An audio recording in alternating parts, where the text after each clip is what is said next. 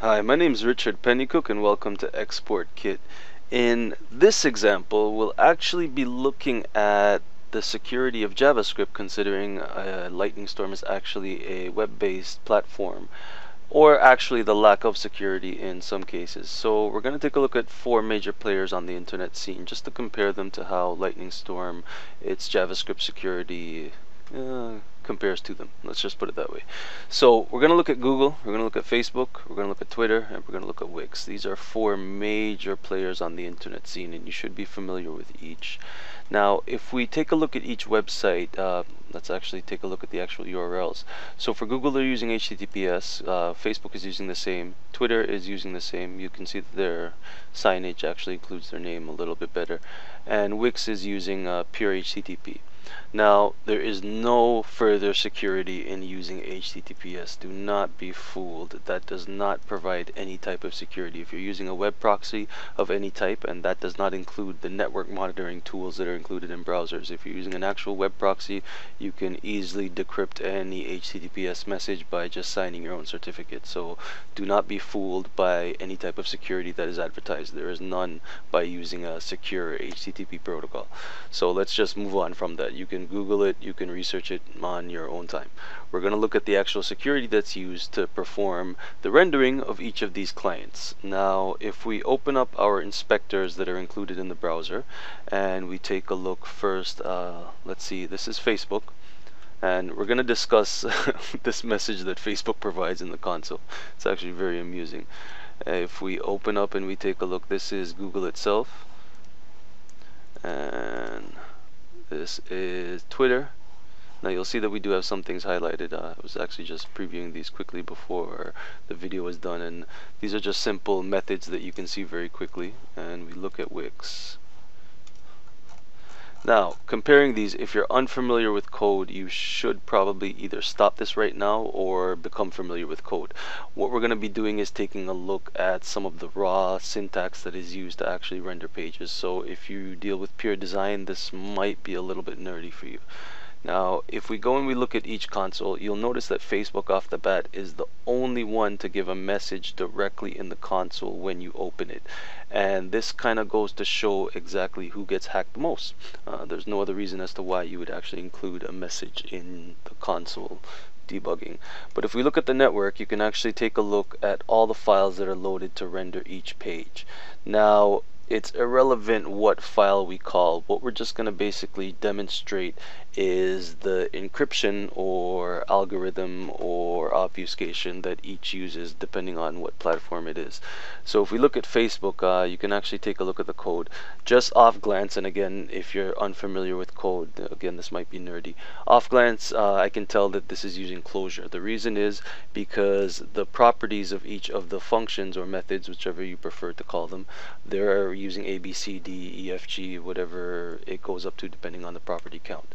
So you can easily tell that that's function, that's closure. The next way that you can tell also is that the assigned properties are not encrypted, and also the restricted properties, so that might be, let's actually go back and see if we can grab that. That's even array, that's length, that's type of. These are all unencrypted also. That includes call, that includes throw, and stringify JSON. These are all unencrypted values, so you can actually tell that the obfuscation method that's used here is simply closure. If we look now at, let's see, Google uses closure. Closure is developed by Google. There's no other reason for them not to use it.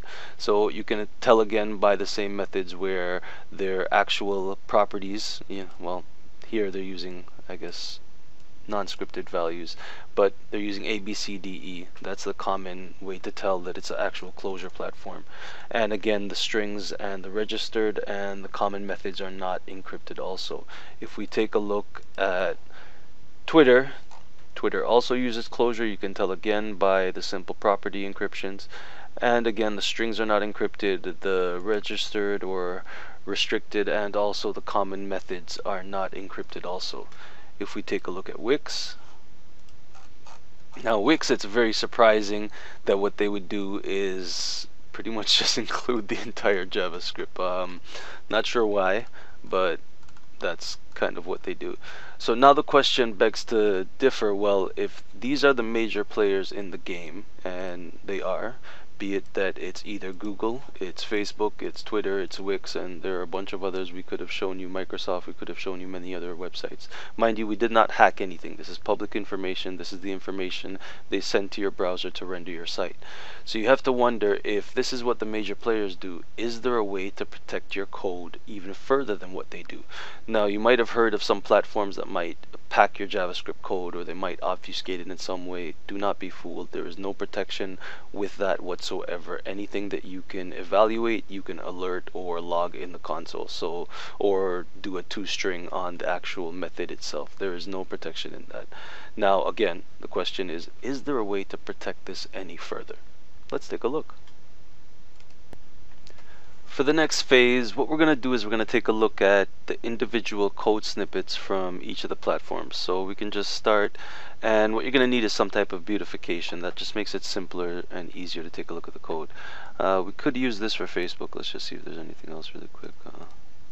Okay, so this looks a little bit more intricate. So if we were to just, I guess we can't use copy all.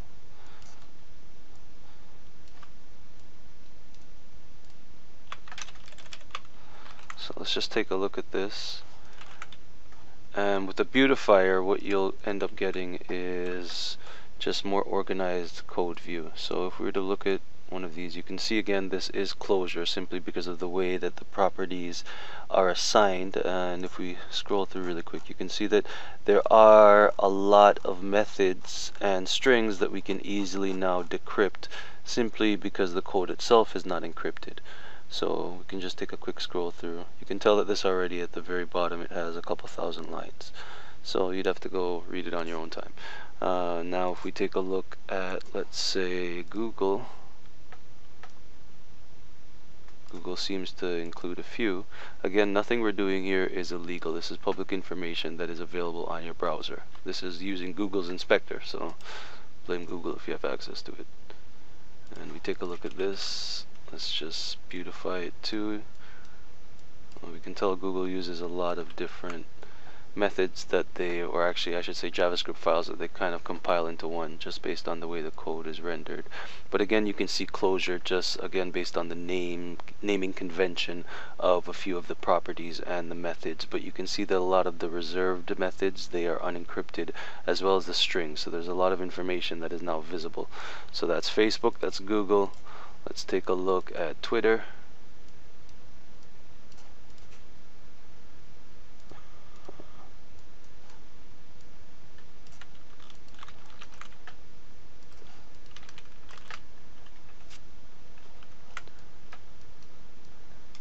And let's just beautify it again.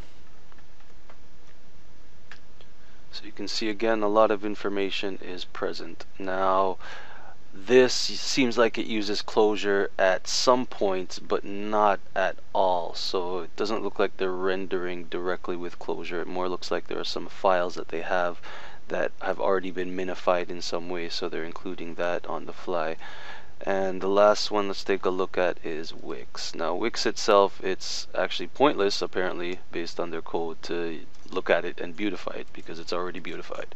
So you can see here there pretty much is no security in the actual JavaScript client. So again, the question is posed, well, what could possibly be more secure than each of these? So let's take a look. I bid you welcome to Export Kit Lightning Storm. Let's beautify it. Now, no matter what level of hacker that you are, what do you see? Please, we would love if you can email and tell us. This is on our low security settings for Mumbo Jumbo. That's kind of the code name for our new encryption system. That's what everyone says when they see code that we do. So we simply decided, let's create Mumbo Jumbo. What do you see? There is not one single string. Now we do have a few reserved properties that you can see. For instance, switch, catch, case, if, else, set timeout. These are some of the core restricted methods in JavaScript. It's very difficult to encrypt these on a high level, but we'll get there eventually. This is kind of our our first release. So for our hackathon, and I'm just scrolling through so you can see this is not a joke, for our hackathon, sign up if you think you're a hacker. We would love to find out what are the flaws in our system. One might ask, what could possibly require this level of security that you would see this mumbo jumbo piece of kit? Well, the answer is Export Kit. It's a plugin for Adobe Creative Cloud to basically translate any of your layouts in Photoshop, InDesign, and Illustrator into anything. So let's take a look at it quickly. This is our Photoshop version. Our DOMs for InDesign and Illustrator are coming soon. So let's just log in.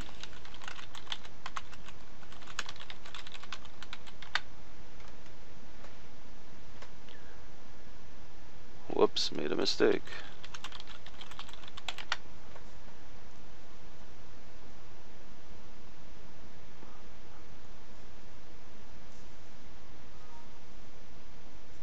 Now what we can begin to do is basically see our layers in different aspects. So if we take a look at our layers in CSS, you can see that Export Kit will translate our layers depending on what options we've enabled. So you can see right away it'll basically give you your layers denoted with different layer styles and actual effects applied to them directly. The same goes for text, images, and shapes. Now we can actually see this code in various environments. It's not limited to CSS, and well, depending on the actual environment that you select, HTML5 may not show you as much as you're looking for, but we do support a lot of different environments. Now there are a bunch of options that you can choose from. This will actually change the way that the code is rendered for you, and each environment is different, so you'd have to basically test and see what you like best. It's completely up to you how you want these options to be displayed. We are going to offer a few more just to basically give you as much features that we can as possible. So you can take a look at the different layer views that we have.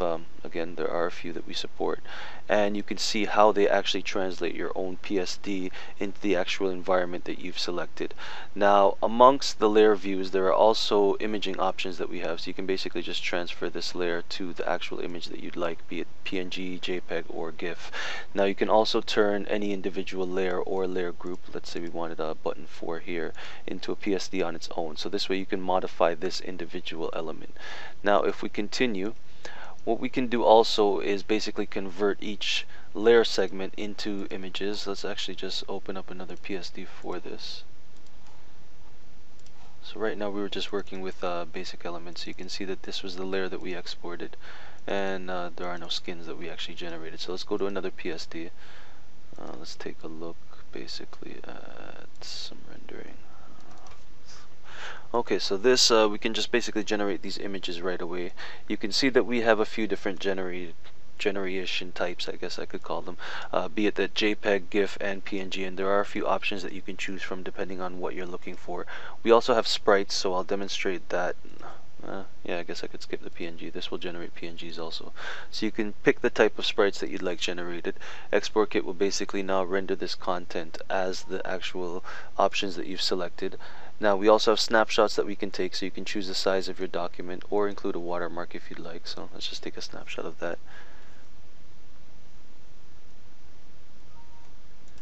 You could also generate icons for your project depending on what your needs are. So let's just go ahead and do that. Now we do also support a full guidance system. So these are smart guides. They will map to your actual document or layer depending on what you're looking for. So let's assume we wanted to create 10 columns.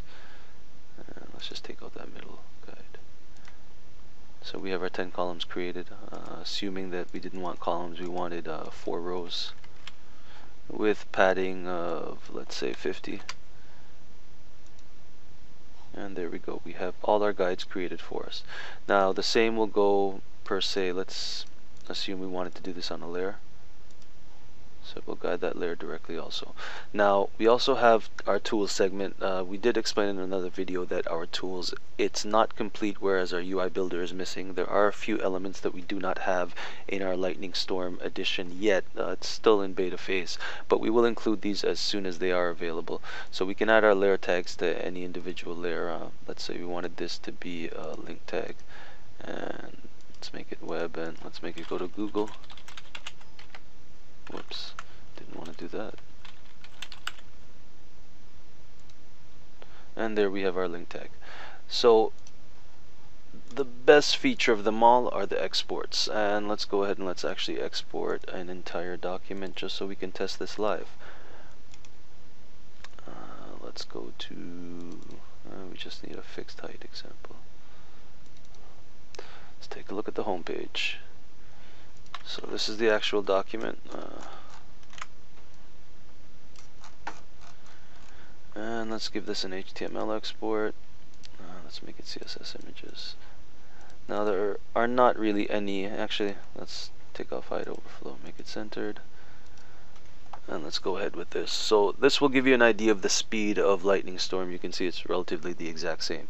So it will go through, it will translate each of your layers in your respective environment. So this is Photoshop, and it will actually turn that into the output that you've selected.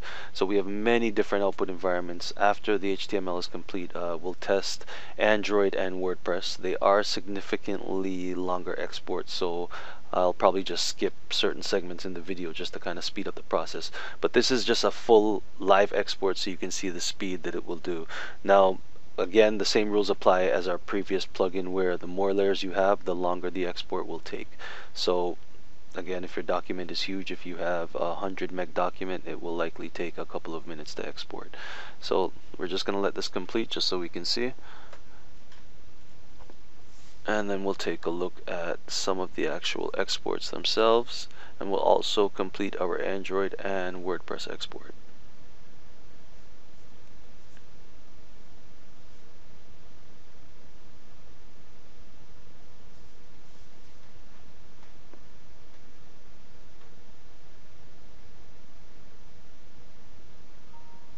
And there we go. Now if we open up our Android, and we can just basically have these output, and then we'll test them right afterwards. Now you can always denote based on the timestamp. That's how you know the file was just created right away.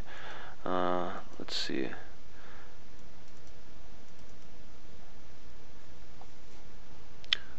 Let's make this Android. We have layer effects enabled. So let's, through the magic of video, skip this process until the actual end.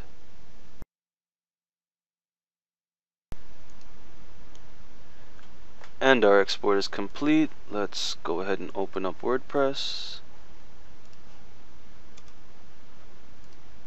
Oops, wrong folder. And let's do a WordPress export. And we'll take a look at each of these outputs. Let's actually make CSS images. And there might be a few hidden layers in there. There's no need for responsive CSS. And let's go.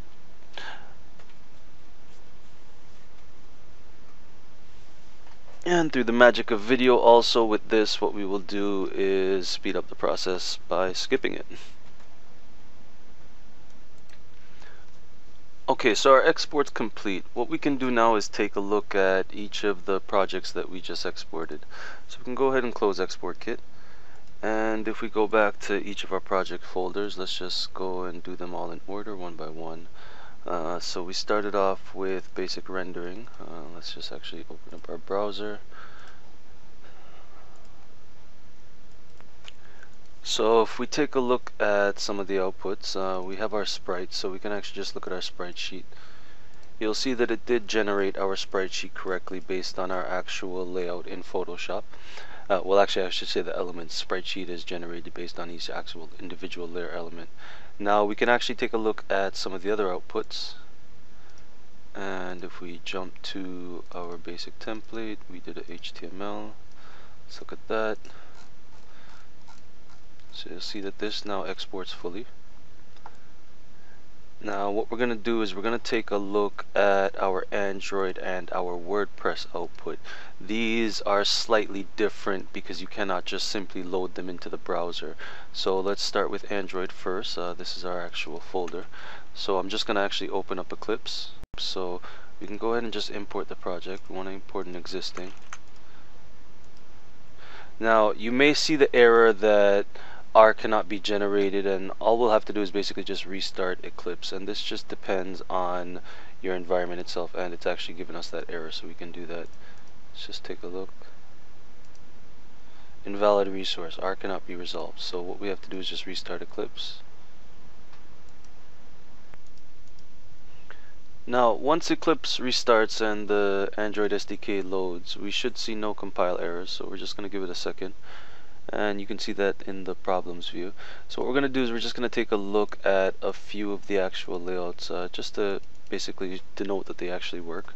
Now if we take a look at the layout in the XML view, you'll see that it's clean and it's clear, so you can edit this and modify it right away. Now if we take a look in the graphical, and this is very common, you'll see that the SDK will fail while you're using it. So it's much faster for you to simply restart Eclipse once again. Do not bother fiddling with anything, it's just going to take you longer. So if we restart Eclipse, the graphical editor should be fine, so let's just give it a go. Now you might encounter this problem also when you are attempting to run or debug your application. There's nothing really wrong with your application, it's simply that Java did not include the runtime with your project, and this happens often if you develop Android applications. But you can see that the view is working and it's giving you all the elements that you've denoted in your actual XML file. So what we can do is we can just go ahead and actually run this directly just to test it. And well, actually let's take a look at the activities that it created too. So you'll see that you have your full Java file also. Now again, this is the beta, so there might be issues with how we're spacing our content, but we'll fix this for prod. This is the beta. So let's go ahead and let's actually run this just to test it.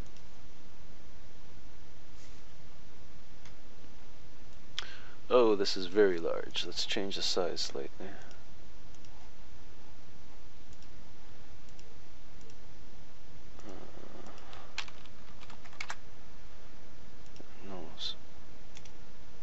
That's not right.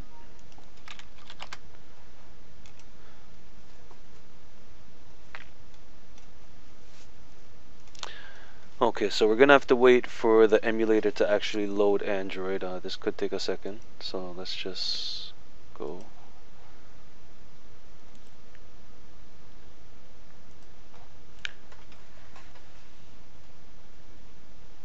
That was our previous log, so we'll actually just clear this just so we can see the logs again.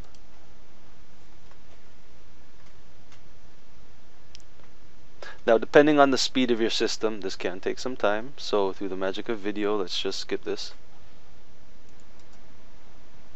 Now once the emulator is loaded, what we want to do is basically unlock the device first.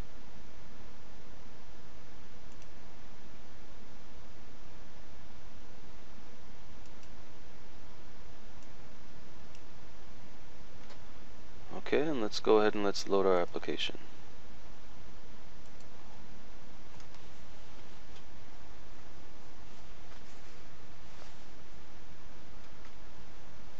So now we have our Android UI app that we created directly from our PSD with all our elements intact, and we can actually navigate through the Android app because we used our layer tags in our project. So you can take a look and export your own PSD to Android very quickly. You can do this yourself on our website. So we're just going to now continue and work with WordPress. Now mind you, WordPress is a very specifically structured system and you will have to have a local host to actually test this. So we're just gonna open up our WordPress config with our default themes, and we are using, I believe it's 4.11. We updated to their most recent version. So let's just get our theme folder open. Let's drag this over. So you can see that we have our basic themes that WordPress provides. So now from our output, and let's just find our file. If we go back to our WordPress output, what we can do is we can just copy the actual theme that we created directly into our WordPress theme content folder. So once there, what we can do is we can navigate now to our WordPress admin. So you can see that we have our default theme installed, and this is version 4.11. So all we have to do basically is just refresh the page, simply because we've copied the theme over. So you can see that we can access it directly. So if you click on theme details, it'll give you all the information that you basically enabled in your PSD. So let's go ahead and activate the theme. Now, once the theme is active, what we can do is we can simply visit the site to start. You can see that all elements are enabled. This is just some information, some base information that we did just to kind of test it. But you can do this on your own. You can basically create your own content. You can see that all the comments are intact, the sidebar is intact. You can basically navigate through different information. So we're looking at some archives. We can look at different categories. It's completely up to you. And we actually have each menu that we've created from our PSD also intact, so you can now organize your website directly from Photoshop or Illustrator or InDesign, depending on the environment that you choose. So it's completely up to you how you want to use ExportKit, what you want to use it for. Now, there is something brand new in Lightning Storm. Because Lightning Storm is a web-based environment, there are data charges which will incur. To understand the data, there are a few basic rules. To use ExportKit, in essence, it will make these queries. Now, please do not bombard api.exportkit with requests. The server, it's a private beta, so you have to register your IP. Go to the website exportkit.com, register your IP. Once you're in, it is a hackathon, so whatever you can do, just let us know before you do anything too bad. But yeah, you might actually get banned by either us or the server. So you will make these requests by default. This is a web-based application for CC. So there are 22 requests that you'll make. They're fairly minimal. The application will take about a meg to load. Now, once that loads, there are further data charges. If you're using individual layer views, those are very minimal. They're a couple bytes. But if you're exporting WordPress themes such as the one we just created, if you export a couple of these, you might end up using anywhere from 10 to 50 megs worth of data. Now, this is the beta, so we're gonna judge data usage based on how you use it. So what we ask you to do is, in essence, use it as much as possible. We need to know how much data a user will incur while using the plugin. Now, you will need a web debugger of some type. Personally, we use Fiddler, but there are many. You can use Charles. It depends on your personal preference. But if you're planning on joining the hackathon, you will need some type of debugger to be able to at least see the code in some aspect. Now, again, this is a client, so like many of the other websites that we demonstrated previously, so if we go back and we take a look, this was actually Google at first. So similar to Google, to Facebook, to Twitter, and to Wix, it is still a client. The magic is actually on the server. So no matter what you do, as much as you hack, you're still only really hacking a client. It's the makeup. It's not really the actual body of their actual application.